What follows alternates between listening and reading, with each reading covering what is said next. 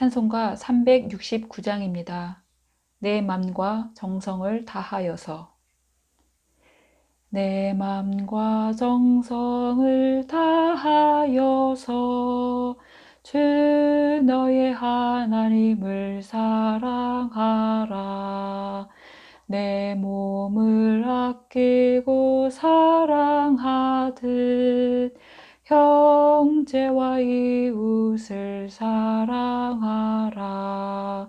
주께서 우리 계명하시네. 그 명령 따라서 살아가리. 널 미워 해치는 원수라도 언제나 너그럽게 사랑하라. 널 핍박하는 자 위해서도 신실한 마음으로 복을 빌라. 주께서 우리 계명하시니 그 명령 따라서 살아가리. 나 항상 주님을 회방하고 형제를 억울하게 괴롭혔다. 이러한 죄인을 사랑하사 주께서 몸 버려 죽으셨다. 속죄의 큰 사랑 받은 이 몸 생명을 다 바쳐 충성하리.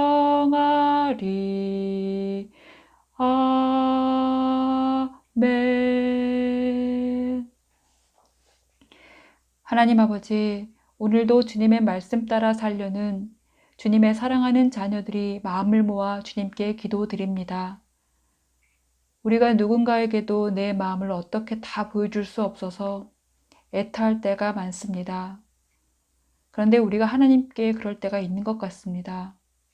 하나님을 사랑하는 것은 맞는데 어떻게 이 마음을 다 보여드릴 수 있을까? 특히 이렇게 예배를 자유롭게 드리지 못하는 상황에서는 더더욱 그런 마음이 들어서 교회에 당장 뛰어가고 싶은 마음이 한가득입니다. 그런데 주님은 말씀합니다. 너의 이웃을 너의 몸처럼 사랑함으로 나에 대한 사랑을 보여줘라. 주님, 우리가 그간 얼마나 이웃에 대해서 소홀했는지 깨닫게 됩니다. 나 자신은 그렇게 위하면서도 이웃에게는 이 정도면 됐다고 하는 내 기준을 세워서 대해왔던 우리의 죄를 용서하여 주옵소서. 이제는 주님이 말씀하시는 가르치심을 외면하지 않고 하나님의 말씀이 내 삶의 가장 귀한 가르침임을 기억하면서 오늘도 그 명령의 말씀 따라 살아가는 주님께 사랑받는 자녀들, 주님의 마음을 흡족하게 하는 자녀들 되게 하여 주시옵소서. 오늘도 주의 말씀에 의지하여 한 걸음 내딛습니다. 우리의 삶이 하나님 보시기에 참 좋은 그런 날 되게 도와주시옵소서. 나도 살리고 다른 사람도 살릴 수 있는 생명을 담은 복음을 가진 참된 주님의 자녀 되게 하여 주시옵소서. 감사드리며 예수님의 이름으로 기도드립니다. 아멘. 오늘 우리에게 주시는 말씀은 신명기 22장 1절부터 4절까지 말씀입니다. 신명기 22장 1절부터 4절입니다. 함께 봉독하시겠습니다. 내 형제의 소나 양이 길 잃은 것을 보거든 못 본 채 하지 말고 너는 반드시 그것들을 끌어다가 내 형제에게 돌릴 것이요. 내 형제가 내게서 멀거나 또는 내가 그를 알지 못하거든 그 짐승을 내 집으로 끌고 가서 내 형제가 찾기까지 내게 두었다가 그에게 돌려줄지니 나귀라도 그리하고 의복이라도 그리하고 형제가 잃어버린 어떤 것이든지 내가 얻거든 다 그리하고 못 본 채 하지 말 것이며 내 형제의 낙이나 소가 길에 넘어진 것을 보거든 못 본 채 하지 말고 너는 반드시 형제를 도와 그것들을 일으킬지니라. 아멘. 신명기 22장 말씀에는 실생활에서 일어날 수 있는 여러 가지 상황들을 보여주시면서 그럴 때 하나님의 거룩한 백성들은 어떻게 대응하며 살아가야 하는지를 말씀합니다. 오늘 말씀은 동료 이스라엘 백성의 가축에 대한 규례입니다. 1절과 4절을 보시면 경우의 수가 나옵니다. 내 형제의 소나 양이 길 잃은 것을 봤을 때 또는 그것들이 길에 넘어진 것을 보았을 때 어떻게 해야 하는가입니다. 결론은 못 본 채 하지 말라입니다.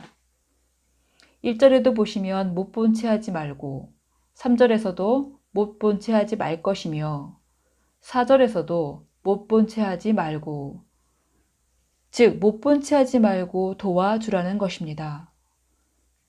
목축 사회에서는 이 소가 누구네 집 것인지 이 양의 주인이 누구인지 웬만하면 알았습니다. 우리나라도 자기가 기르는 가축에는 도장을 찍어서 자신의 소유임을 확실히 표시했습니다. 주인은 소의 눈빛이나 귀의 생김새만 봐도 자기 소인지를 한눈에 알아챘고 소가 걷는 것만 봐도 누구네 집 소인지 이웃들도 알 정도였습니다. 그래서 형제의 소나 양이 길을 잃었을 때에는 웬만하면 저건 누구네 가축인지 알기 때문에 그걸 모른 채, 못 본 채 할 수가 없습니다. 그러니 못 본 채 하지 말고 주인에게 돌려주라 말씀합니다. 설령 주인이 누군지 모를 때조차도 그냥 잃어버린 가축을 내버려 두지 말고 집안으로 보호해 주었다가 돌려주라 하십니다.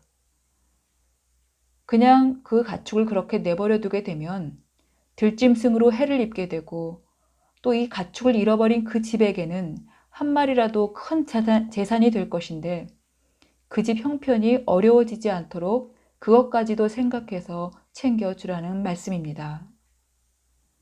실제 현 시세로도 소 한 마리가 600만 원이 넘는다고 할 만큼 한 마리 한 마리가 큰 재산입니다. 예수님 시대에도 어려운 이들에게는 겉옷 하나도 그것이 그의 전부가 될 정도로 해질 때까지 겉옷을 담보로 잡지 말고 돌려주라고 하셨습니다.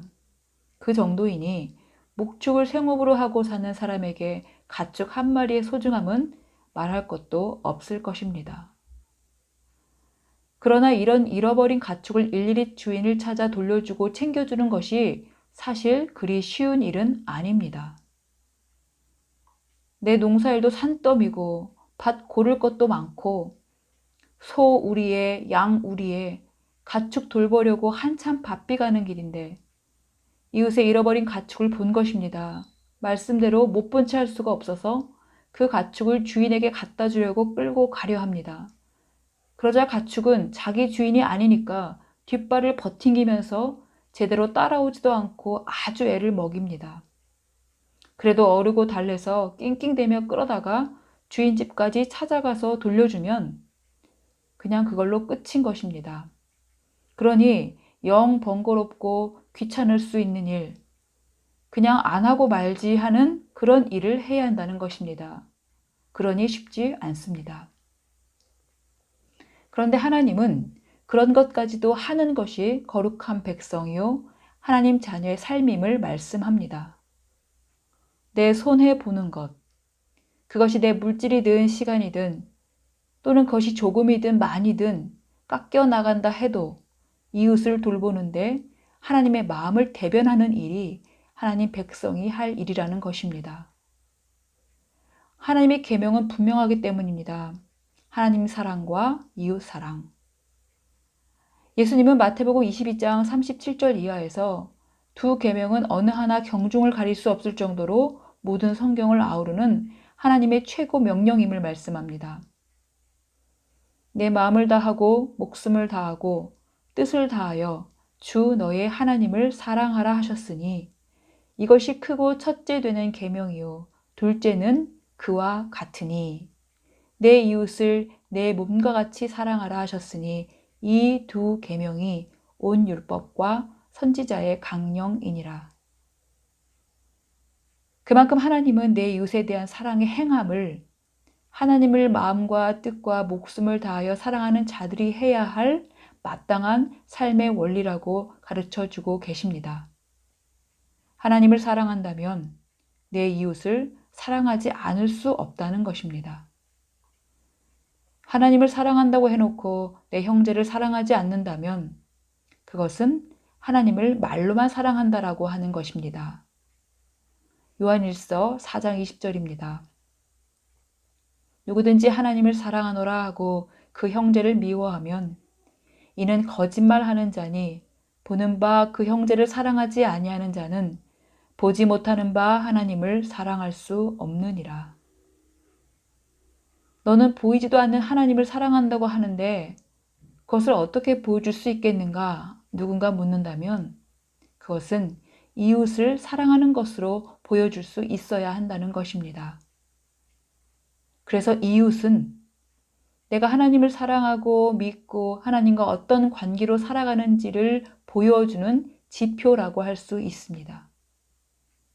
교회 형제들, 지역사회 이웃들, 우리에게 그런 이웃들이 많이 있다면 그건 하나님 사랑을 확인할 수 있는 좋은 영적 자산이 됩니다.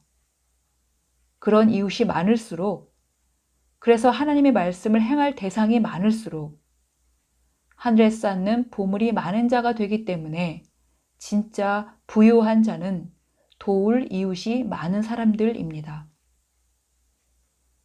잠언 19장 7절입니다. 가난한 자를 불쌍히 여기는 것은 여호와께 꾸어 드리는 것이니 그의 선행을 그에게 갚아 주시리라. 가난한 자를 돕는 것은 하나님이 나에게 빚을 지신 것이니 갚아주실 일만 남은 것입니다. 그러니 예수님처럼 가난하고 어려운 자를 불쌍히 여기는 일에 힘써야 한다는 것이죠. 시대마다 어려운 이웃들은 늘 우리 곁에 있어 왔습니다. 신명기 15장 11절 말씀처럼 땅에는 언제든지 가난한 자가 그치지 아니하겠으므로 내가 내게 명령하여 이르노니 너는 반드시 내 땅 안에 내 형제 중 곤란한 자와 궁핍한 자에게 내 손을 펼지니라. 우리의 이웃들, 우리가 못 본 채 함으로 어려움을 계속 겪어야 하는 이웃들이 있습니다. 나 하나쯤이야.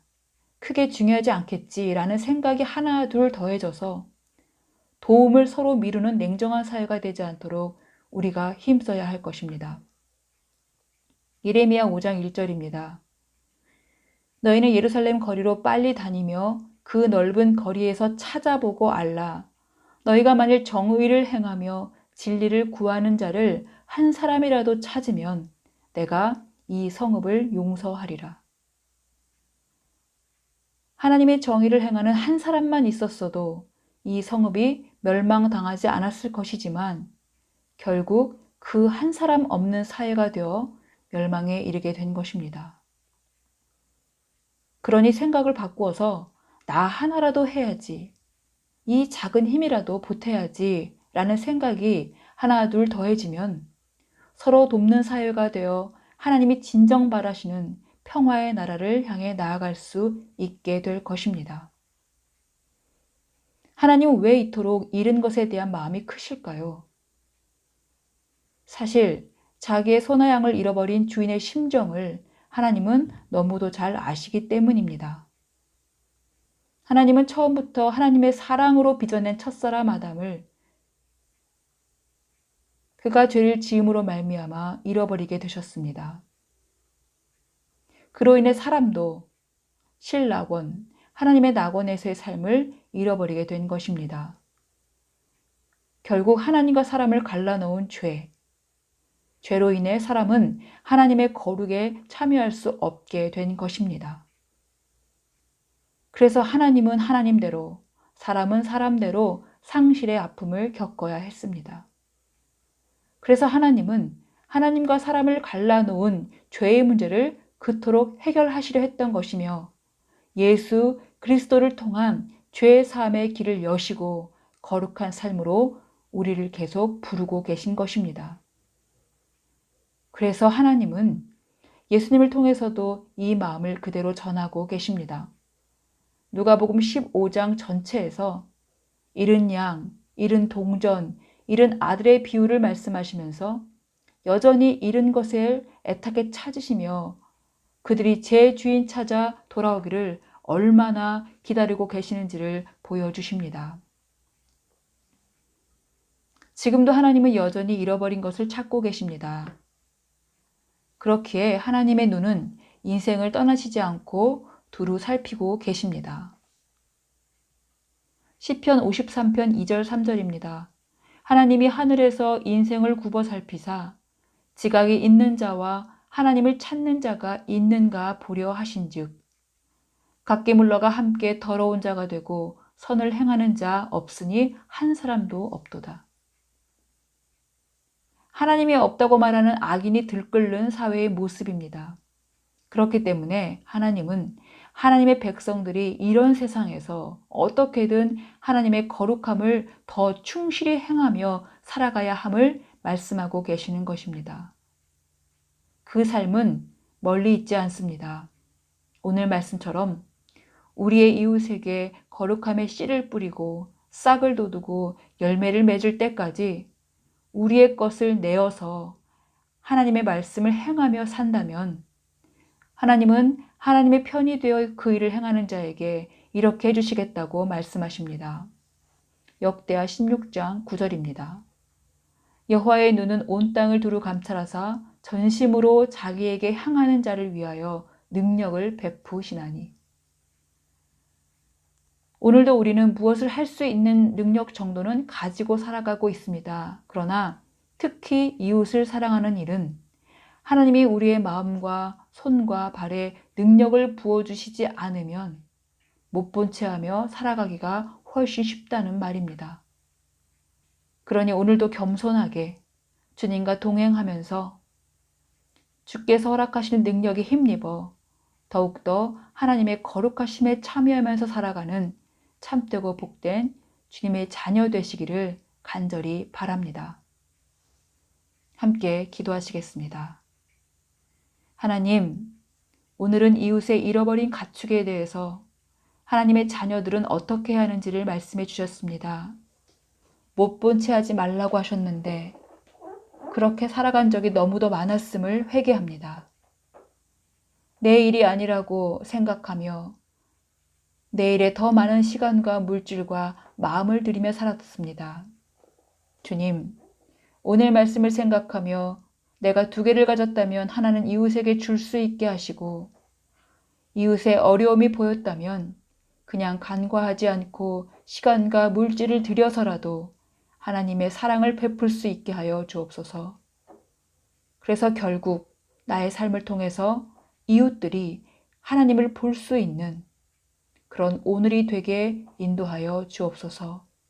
예수님의 이름으로 기도드립니다. 아멘.